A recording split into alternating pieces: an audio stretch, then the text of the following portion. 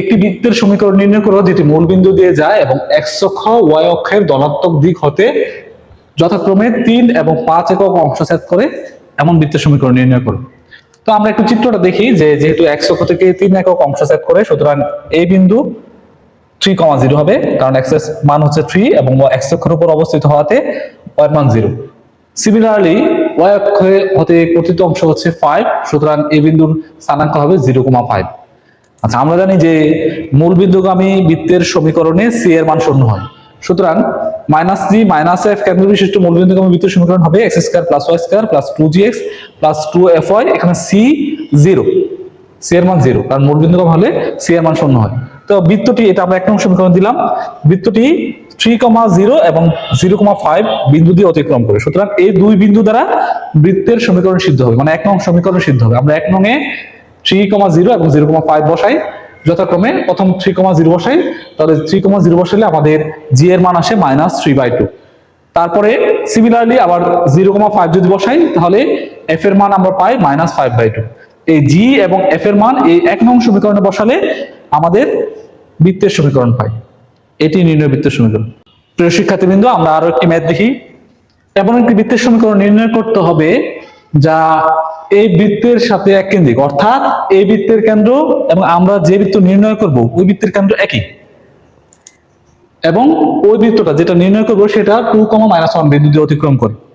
এমন একটি বৃত্তের সমীকরণ নির্ণয় করতে হবে যা প্রদত্ত বৃত্তের কেন্দ্রের সাথে এককেন্দ্রিক, অর্থাৎ দুইটা কেন্দ্র একই এবং এই বিন্দু দিয়ে অতিক্রম করে। এবার আমরা অঙ্কটা দেখি।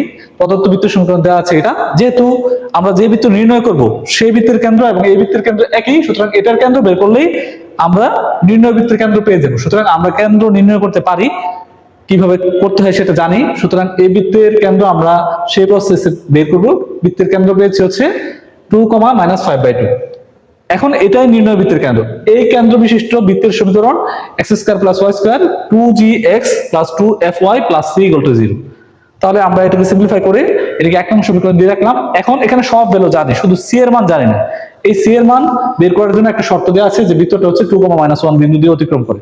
আমরা এবার লিখলাম যে এক নং বৃত্তটা 2, -1 বিন্দুগামী হলে এটা দ্বারা সিদ্ধ হবে। সুতরাং সিদ্ধ করলাম, সিদ্ধ করার পরে c এর মান বের হলো। এই c এর মান আমরা এক নং সমীকরণে বসাই দিলে আমাদের বের হয় x² + y² - 4x + 5y + 8 = 0। এটি নির্ণয় বৃত্তের সমীকরণ। প্রিয় শিক্ষার্থীবৃন্দ, আমরা একটু আগে টাইপ 5 এর একটি অঙ্ক দেখেছি, এখন আমরা টাইপ 6 এর একটি অঙ্ক দেখব।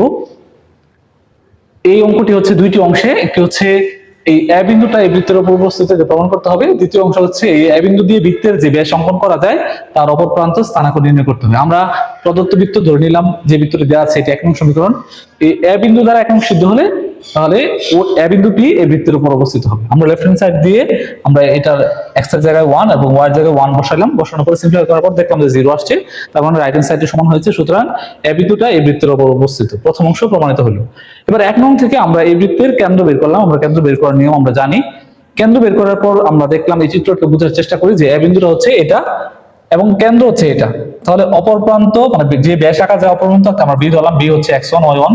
তাহলে আমরা এই জায়গায় মধ্যবিন্দু সূত্র জানি। মধ্যবিন্দু সূত্র হচ্ছে x1 + x2 / 2 y1 + y2 / 2। তো আমরা x1 হচ্ছে 1, x2 হচ্ছে x1 ভাগ 2। সিমিলারলি y1 হচ্ছে 1, y2 হচ্ছে y1 ধরে ভাগ 2। তো এখন আমরা জানি যে এই মধ্যবিন্দু সমান হচ্ছে -2, সিম্পলিফাই করার পর x1 মান বের হয়েছে -5। একইভাবে আমরা এটা সমান -3, y1 এর মান বের হচ্ছে -7। তার মানে অপর প্রান্তের যে ব্যাস আঁকা যাবে সেই অপর প্রান্তের স্থানাঙ্ক হচ্ছে -5 -7। প্রিয় শিক্ষার্থীরা, আমরা টাইপ 7 এর একটি ম্যাথ দেখব। একটি বৃত্ত দুইটি বিন্দু দিয়ে অতিক্রম করে এবং x অক্ষকে স্পর্শ করে বৃত্তটির সমীকরণ নির্ণয় করো। এখানে দুইটি বিন্দু দিয়ে অতিক্রম করে দুইটি শর্ত এবং x অক্ষকে স্পর্শ করে এটা আরেকটি শর্ত, মোট তিনটি শর্ত দেওয়া আছে। আমরা বৃত্তের সমীকরণ নির্ণয় করব। তো ধরি, এখানে বলে রাখি যে যদি x অক্ষকে স্পর্শ করে তাহলে ফর্মুলা হচ্ছে g² এর মান হবে c এর সমান। যদি y অক্ষকে স্পর্শ করে তাহলে f² = c হবে।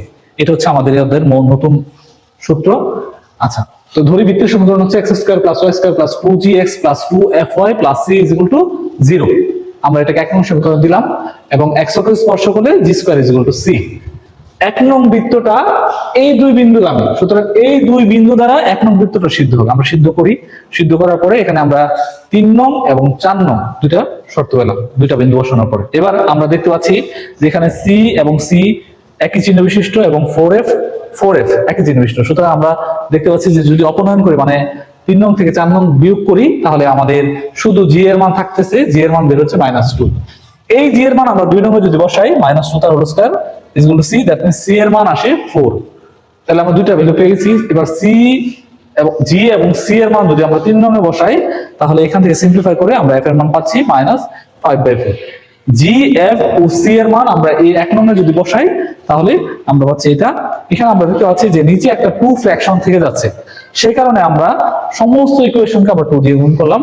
গুণ করার পরে আমরা পেলাম হচ্ছে 2 × x² + y² - 8x - 5y + 8 = 0। এটি নির্ণয় বৃত্তের সমীকরণ। প্রিয় শিক্ষার্থীবৃন্দ, আমরা টাইপ 8 এর একটি অঙ্ক দেখি।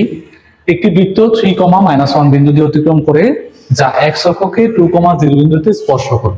বৃত্তের সমীকরণ নির্ণয় করো এবং ওই বৃত্তের সমীকরণ থেকে বৃত্তের ব্যাসার্ধ নির্ণয় করো। তাহলে আমাদের এখানে আবার বলেছে যে x অক্ষকে স্পর্শ করে এবং দুইটা বিন্দু দিয়ে যায়, একটা হচ্ছে 3, -1, একটা হচ্ছে 2, 0। এখানে স্পর্শ করে মানে হচ্ছে এই বিন্দু দিয়ে অতিক্রম করে। আচ্ছা, ধরি বৃত্তটির সমীকরণ হচ্ছে এটা, এটাকে আমরা 1 নং সমীকরণ দিলাম। x কে স্পর্শ করলে আমরা জানি জি স্কয়ার সমান হচ্ছে c, এটাকে 2 নং সমীকরণ দিলাম। এবং 1 নং বৃত্তটা আমাদের দুটো বিন্দু দেয়া আছে, একটা 3, -1, একটা 2, 0 বিন্দুগামী হলে এই দুই বিন্দু দ্বারা সিদ্ধ হবে। আমরা সিদ্ধ করলাম, করে একটাকে দিলাম 3 নং সমীকরণ, একটাকে দিলাম 4 নং সমীকরণ। এবার আমরা এই দুটো সলভ করি। 2 নং এবং 4 নং সমীকরণ হতে আমরা পাই মানে c = g², এটা আমরা 4 নং এ বসাবো। বসাইলে আমরা একটা শুধু জি এর সম্পর্ক হয়, g² + 4g + 4 = 0। তার মানে g + 2 তার হোল স্কয়ার, g = বের হয় -2। এবার 2 নং হতে মানে এই জি এর মানটা আমরা 2 নং এ যদি বসাই, আমরা c এর মান পাই 4। এই g এবং c এর মান আমরা যদি 3 নং সমীকরণে বসাই, তাহলে f এর মান পাই 1। এখন জি এফ ও সি এর মান আমরা 1 নং এ বসাই, বসালে আমরা বৃত্তের সমীকরণটি পাই। এবার বৃত্তের সমীকরণ পাই, আমাদের দ্বিতীয় অংশ বলা আছে যে বৃত্তের ব্যাসার্ধ নির্ণয় করো। তাহলে বৃত্তের ব্যাসার্ধের সূত্র হচ্ছে r = g² + f² - c। আমরা এখানে জি এর মান, f এর মান, c এর মান বসালে সিম্পলিফাই করলে আমরা দেখি যে এর মান বের হয়েছে 1 একক। তাহলে এটি হচ্ছে নির্ণয় বৃত্তের সমীকরণ এবং ব্যাসার্ধ হচ্ছে 1। প্রিয় শিক্ষার্থীবৃন্দ, আমরা টাইপ 9 এর একটি অঙ্ক দেখব যে একটি বৃত্তের সমীকরণ নির্ণয় করো যা x অক্ষকে 4, 0 বিন্দুতে স্পর্শ করে এবং যার দ্বারা y অক্ষের স্থানাঙ্কের পরিমাণ 6 একক। এরূপ দুইটি বৃত্ত পাওয়া যাবে, দুইটি বৃত্তের সমীকরণ নির্ণয় করতে হবে। তাহলে আমরা জানি বৃত্তের সমীকরণ হচ্ছে x² + y² + 2gx + 2fy + c = 0। এটা 1 নং সমীকরণ। x অক্ষকে স্পর্শ করলে আমরা জানি g² = c হয়, এটা 2 নং দিলাম। এখন যেহেতু বৃত্তটা 4, 0 বিন্দুতে স্পর্শ করে, তার মানে 4, 0 বিন্দু দিয়ে বৃত্তটি অতিক্রম করে। তাহলে 4, 0 বিন্দু দিয়ে 1 নং বৃত্ত যদি অতিক্রম করে, এই বিন্দু দ্বারা 1 নং বৃত্ত সিদ্ধ হবে। আমরা সিম্পলিফাই করার পর আমরা এই সমীকরণটা পাই 8g + c + 16, এটাকে আমরা 3 নং সমীকরণ দিলাম। এখানে আমরা 2 নং সমীকরণ থেকে c এর মান g² যদি বসাই, তাহলে সব g এর ভ্যালুর একটা ইকুয়েশন পাই এবং g এর মান পাই আমরা -4। এই g এর মান আমরা যদি 2 নং সমীকরণে বসাই, তাহলে c এর মান পাই 16। এখন আমাদের আরেকটা অংশে বলা আছে যে y অক্ষের স্থানাঙ্কের পরিমাণ হচ্ছে 6 একক। তাহলে প্রশ্ন মতে y অক্ষের স্থানাঙ্কের পরিমাণ এর ফর্মুলা হচ্ছে 2√f² - c।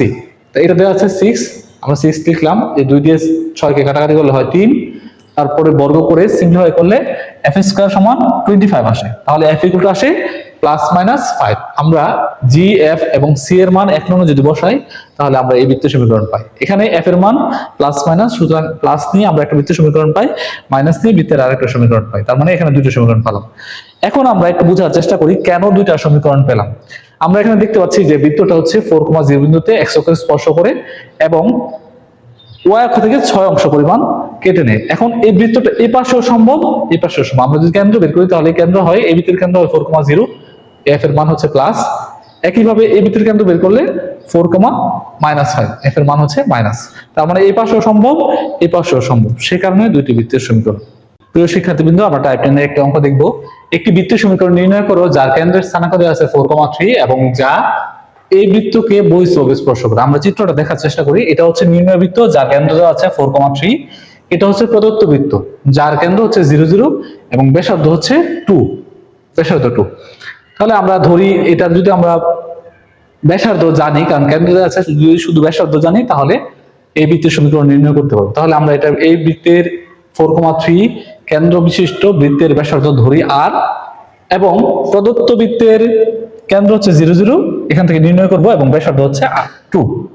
আচ্ছা, যেহেতু বৃত্ত বহিস্থভাবে স্পর্শ করে সেহেতু কেন্দ্র দূরত্ব হবে ব্যাসার্ধের যোগফলের সমান। একটা বিষয় বলে রাখি, যদি দুইটা বৃত্ত পরস্পরকে বহিস্থভাবে স্পর্শ করে তাহলে কেন্দ্র দূরত্ব হবে ব্যাসার্ধের যোগফলের সমান, আর যদি অন্তঃস্থভাবে ভিতর থেকে স্পর্শ করে তাহলে কেন্দ্র দূরত্ব হবে ব্যাসার্ধের বিয়োগফলের সমান। তাহলে আমাদের এই জায়গায় বহিস্থভাবে স্পর্শ করে বলা আছে, তাই আমরা কেন্দ্র দূরত্ব নিয়েছি ব্যাসার্ধের যোগফল। তাহলে কেন্দ্র দূরত্ব বের করলাম, এখানে ব্যাসার্ধ হচ্ছে একটা আর একটা 2, দুটো যোগ করলাম। সিম্পলিফাই করলে আমরা আর এর মান বের করলাম 3। সুতরাং নির্ণয় বৃত্তের সমীকরণ হচ্ছে x - a² whole square y - a² whole square equal to r square. এখানে h কে মান দেওয়া আছে 4,3, আমরা বসালাম, এবং ব্যাসার্ধের মান আমরা পেয়েছি হচ্ছে 3। বসানোর পরে সিম্পলিফাই করার পরে আমরা পেয়েছি x² + y² - 8x - 6y + 16 = 0। এটি নির্ণয় বৃত্তের সমীকরণ।